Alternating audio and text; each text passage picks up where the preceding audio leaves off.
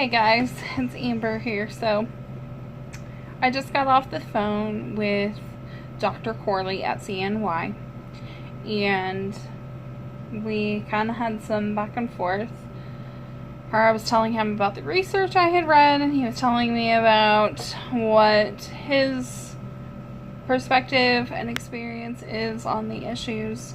So from his perspective, 1,500 to 2,000 is what my estrogen level should have been.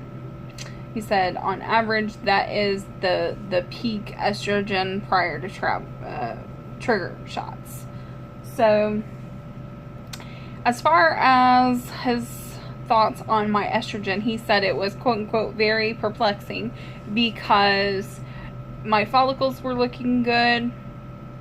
I mean, not fantastic, but they looked pretty good. And my uterine lining was looking great, and my uterus looked fine, so everything was looking good except my estrogen level. And he said that that was really odd to him, and that he hasn't really seen anything like that. So he was really confused why everything else looked good, but my estrogen was so low. So, as far as his thoughts go on this, what he advised me that he wants to see us do is he wants to see us do a natural cycle next, when I start my next period, that he wants us to do a natural cycle, no stimming medications, and monitor my estrogen throughout the cycle to see what it does when I'm not taking any medication, if it's just low naturally or what. Because what my estrogen level was, he said, so at an estrogen level of 200, he said that would be comparable to a unmedicated cycle. That if I hadn't been on any medications and only had one follicle that was growing, like most people really have on a natural cycle, then 200 would be normal. And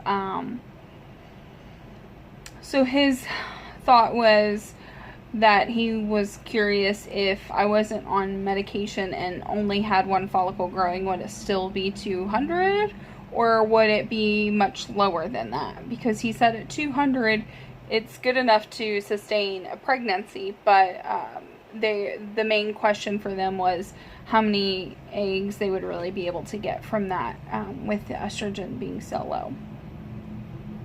So he wants us to do a natural cycle for July, and then the following cycle, depending on how that goes, move forward with IVF and stimming again. One thing that I'm kind of getting pissed off about, like I'm just going to kind of rant for a second, is some of their nurses are really just stubborn and they don't listen to me. And, you know, there are some things that I don't know. I admit that. There are actually a lot of things I do not know. But when I'm calling and I'm telling you, hey, I need you to send my prescription, the X prescription, whatever it is, to this pharmacy, and you're going to sit and argue with me over the phone about whether or not they'll fill it, and I'm telling you that when I had this conversation with you or somebody else last week, and y'all said, they can't fill this, and I said, well, just send it there anyways, and let's see what happens. And then I'll be damned if they don't fill it. Then maybe, just maybe, you don't know everything that you think you know. Like, okay? Maybe, just maybe, there's more to it than what you are seeing. So instead of just arguing with me, maybe you can just say, okay, well, we'll try it, and we'll see what happens. That's all I'm asking. That is all I am asking. These nurses don't know. I don't know. Maybe things are different in New York where they're at, but I'm getting really aggravated that I have to, like, this medication issue is like, it is pissing me off so bad, because they have screwed us out of some money already.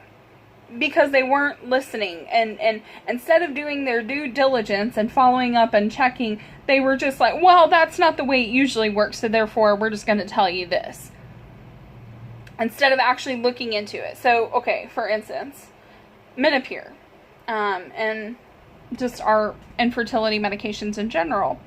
We were told, my husband works in HR for his company, so he knows the benefits lady, works with her closely. He's not, yeah. So he's being told that, hey, you can probably get coverage for the medication since it's a prescription. So when I call the clinic and I ask them to look into that, they tell me, oh no, you can't get it because, well, you don't have infertility coverage on your plan, so therefore they're not going to cover the medications. So I don't know anything, and I'm like, okay, well, I take their word for it. So then I tell my husband that, and he's like, no, I don't think that's right, because I'm hearing something else. So he calls our insurance plan directly and gets it directly from Aetna about our particular plan, what they'll cover. We log in to the Aetna website and we pull up this prescription and it says this is what we'll cover. So then I call CNY again and I tell them, and still they're like, no, they're not going to cover it. Well, how come everywhere else they're saying that they're going to cover it, but then you just telling me, well, usually Aetna doesn't cover this because since you don't have infertility coverage on your plan, we can't prove that it's medically necessary without linking it back to the infertility, so therefore they're not going to cover this. Okay, well, can we at least try? Or are you just going to sit here and argue with me all day? Like, so then finally I just tell her, go ahead and try it. Like, what's the worst that's going to happen? Just try it. The worst that happens is either this pharmacy will not fill the prescription, or they will, but the Aetna isn't going to cover it. So what, like, and we're not out anything, right? At least we try. At least we know. Okay, fine. Well, I'll go ahead and send it to Walmart. So they do. We ended up getting our entire Menopur, 20 vials, which was what we needed for stems, $40 after we'd already bought, because they fought with us so long, we ended up having to buy it from Integrity for $80 a vial. So we spent $1,600 for the Menopur when we could have got all of it for $40, because they were fighting with me and didn't want to listen to what we were saying. Didn't even want to look into it. Didn't want to call. They're just like, well, that's not the way it usually works. Well, I don't give a damn how it usually works. I'm just, obviously, maybe this might be the exception. So maybe you should just, double check. Because I'm spending a freaking buttload of money here, which is a metric ton of money for this freaking IVF cycle. The least you can do is look into this and see if you can save me a few bucks. Just saying. I know it's not your pocketbook that's on the line here, but throw me a freaking bill. Sorry about that tangent, but it just pisses me off so bad. So, anyways, that's where I'm at. Today is the day of anger. I'm just feeling really frustrated. Maybe it's me coming off the hormones and stuff. But I'm just feeling really frustrated that people aren't listening to me. They're not listening. They don't seem to care. They're just like flippant about it, and mainly the nurses. Now, my conversation with Dr. Corley went pretty well, but one of the things that he mentions is, well, maybe it's your weight. Maybe that's the thing with your estrogen. Okay, fine, whatever. But if that was the case, like, maybe somebody could have said something earlier. If you really think that it's going to have that much of an influence over it, that should be something that he or you or somebody could have expressed at some point before we started all of this. So, as far as how I'm feeling about CNY right now, like, I kind of have mixed feelings, just to be honest. I'm feeling okay about the physicians, but the nurses and the financing, insurance, billing team, whatever, I'm not having the best experiences with them. And that's kind of becoming maybe a deal breaker, because something else that Dr. Corley told me, he's the second person to ask me about LDN as a medication. And I'm like, yeah, it's on my transfer medications, but it's not listed on my retrieval medications. Oh, well, usually we prescribe that to people to be on during stems. Well, it never got communicated. So, apparently, I was supposed to have been taking a medication this whole time in conjunction with my other medications that nobody felt the need to tell me about. So, awesome communication.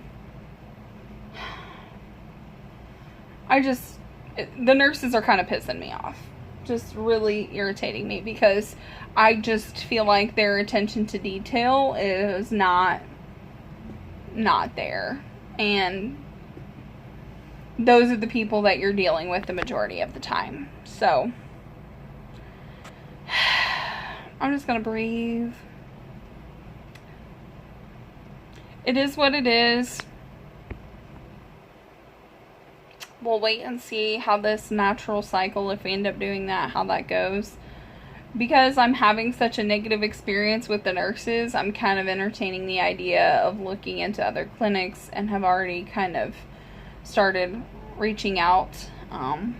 So I'll let you guys know how that goes. But anyways, I'm sorry if that's a little negative lately for y'all between this video and last video. But I just wanted to share with y'all exactly how I'm feeling, exactly what's going on, all of that stuff. Just because I think it's important to have good information if you're thinking about going through this. So that way, hopefully, you won't be blindsided by some of the stuff like I was. Anyways, hope you're having a great day. Sorry to be Debbie Downer, but it is what it is. I hope everybody has a good day. I'll talk to y'all later.